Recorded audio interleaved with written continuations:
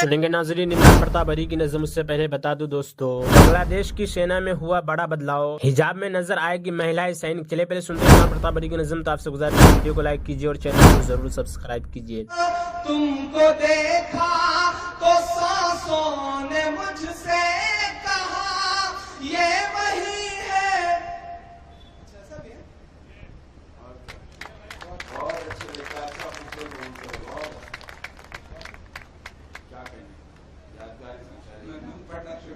بیچ میں اس طرح کی چیزیں جب ہو جاتی ہیں تو ایک احساس ہی نہیں ہوتا کہ کہاں اچھی سی فلم چل رہی تھی اور کہاں بیچ میں وگیاپن آ گیا.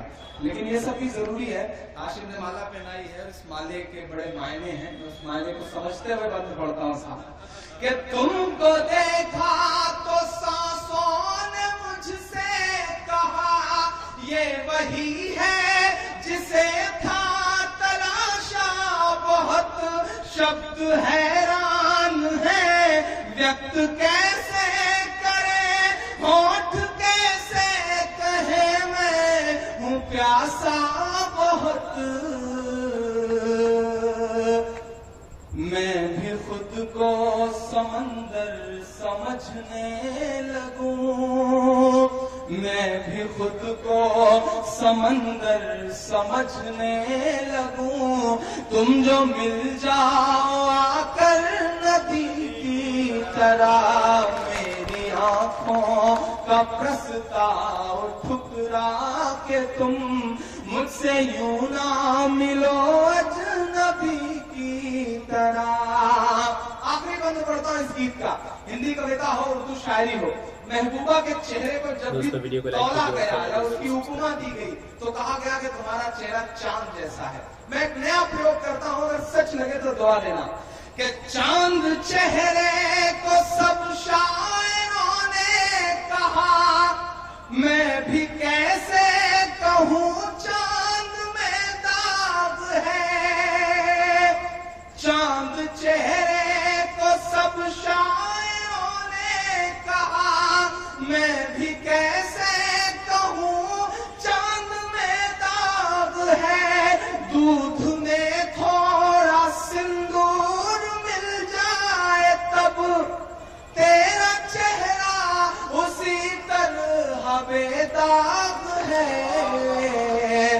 دھوپ سے روپ تیرا بچاؤں گا میں, دھوپ سے روپ تیرا بچاؤں گا میں. سر پہ رکھ لو مجھے اوڑھنی کی طرح میری آنکھوں کا پرستاؤ ٹھکرا کہ تم مجھ سے یوں نہ ملو اجنبی کی طرح. بہت شکریہ.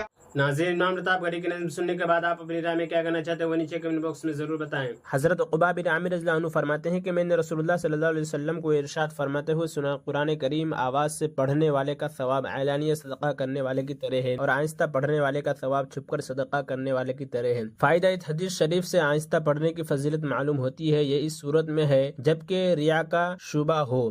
اگر ریا کا شبہ نہ ہو اور دوسرے کی تکلیف کا اندیشہ بھی نہ ہو تو دوسری روایات کی وجہ سے بلند آواز سے پڑھنا افضل ہے. یہ دوسروں کے لیے ترغیب کا ذریعہ بنے گا. حضرت ابو ہریرہ روایت کرتے ہیں کہ نبی کریم صلی اللہ علیہ وسلم نے ارشاد فرمایا, صاحب قرآن قیامت کے دن اللہ تعالیٰ کے دربار میں آئے گا تو قرآن شریف اللہ تعالیٰ سے عرض کرے گا, اس کو جوڑا عطا فرمائیے. اللہ تعالیٰ اس کی طرف سے اس کو کرامت کا تاج پہنایا جائے گا. وہ پھر درخواست کرے گا, اے میرے رب وہ پہنائیے جو اللہ تعالیٰ کی طرف سے اکرام کا پورا جوڑا پہنایا جائے گا. پھر وہ درخواست کرے گا, اے میرے رب اس شخص سے راضی ہو جائیے جو اللہ تعالیٰ سے اس سے راضی ہو جائے. پھر اس سے کہا جائے گا, قرآن شریف پڑھتا جا اور جنت کے درجوں پر چڑھتا جا, اور اس کے لیے ہر آیت کے بدلے میں ایک نیکی بڑھا دی جائے گی. حضرت بریدہ رضی اللہ عنہ فرماتے ہیں کہ میں نے رسول اللہ صلی اللہ علیہ وسلم کو ارشاد فرماتے ہوئے سنا, قیامت کے دن جس وقت قرآن والا اپنی قبر سے نکلے گا تو قرآن اس کے اس حال میں ملے گا جیسے کمزوری کی وجہ سے رنگ بدلا ہوا ہو. آدمی ہو اور صاحب قرآن سے پوچھا جائے گا, کیا تم مجھے پہچانتے ہو؟ وہ کہے گا, میں تمہیں نہیں پہچانتا. قرآن دوبارہ پوچھے گا, کیا تم مجھے پہچانتے ہو؟ وہ کہے گا, میں تمہیں نہیں پہچانتا. قرآن کہے گا, میں تمہارا ساتھی قرآن ہوں جس نے تمہیں سخت گرمی کی دوپہر میں پیاسا رکھا اور رات کو جگایا، یعنی قرآن کے حکم پر عمل کی وجہ سے تم نے دن میں روزہ رکھا اور رات میں قرآن کی تلاوت کی۔ ہر تاجر اپنی تجارت سے نفع حاصل کرنا چاہتا ہے اور آج تم اپنی تجارت سے سب سے زیادہ نفع حاصل کرنے والے ہو۔ اس کے بعد صاحب قرآن کو دائیں ہاتھ میں بادشاہت دی جائے گی اور بائیں ہاتھ میں جنت میں ہمیشہ رہنے کا پروانہ دیا جائے گا۔ اس کے سر پر وقار کا تاج رکھا جائے گا اور اس کے والدین کو 2 ایسے جوڑے پہنائے جائیں گے جس کی قیمت دنیا والے نہیں لگا سکتے۔ والدین کہیں گے ہمیں یہ جوڑے کس وجہ سے پہنائے گئے ہیں؟ ان سے کہا جائے گا تمہارے بچے کی قرآن حفظ کرنے کی وجہ سے۔ پھر صاحب قرآن سے کہا جائے گا قرآن پڑھتا جا اور جنت کے درجوں اور بالا خانوں پر چڑھتا جا۔ چنانچہ جب تک وہ قرآن پڑھتا رہے گا، چاہے روانی سے پڑھے چاہے ٹھہر ٹھہر کر پڑھے، وہ جنت کے درجوں اور بالا خانوں پر چڑھتا جائے گا۔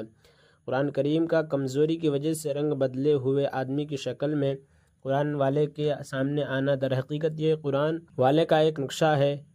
اس نے راتوں کو قرآن کریم کی تلاوت اور دن میں اس کا احکام پر عمل کر کے اپنے آپ کو کمزور بنا لیا تھا۔ حضرت ابو ہریرہ روایت کرتے ہیں کہ نبی کریم صلی اللہ علیہ وسلم نے ارشاد فرمایا میں بندے کے ساتھ ویسا ہی معاملہ کرتا ہوں جیسا وہ میرے ساتھ گمان کرتا ہے۔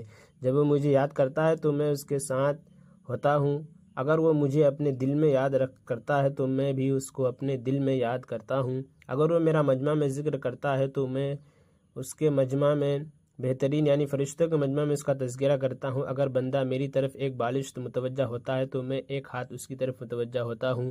اگر وہ میری طرف ایک ہاتھ بڑھتا ہے تو میں 2 ہاتھ اس کی طرف متوجہ ہوتا ہوں۔ اگر وہ میری طرف چل کر آتا ہے تو میں اس کی طرف دوڑ کر آتا ہوں۔ فائدہ مطلب یہ ہے کہ جو شخص اعمال صالحہ کے ذریعے جتنا زیادہ میرا قرب حاصل کرتا ہے، میں اس سے زیادہ اپنی رحمت اور مدد کے ساتھ اس کی طرف متوجہ ہوتا ہوں۔ حضرت جابر بن عبداللہ رضی اللہ عنہ روایت کرتے ہیں کہ نبی کریم صلی اللہ علیہ وسلم کا ارشاد نقل کیا ہے کہ اللہ تعالیٰ کے ذکر سے بڑھ کر کسی آدمی کا کوئی عمل عذاب سے نجات دلانے والا نہیں ہے۔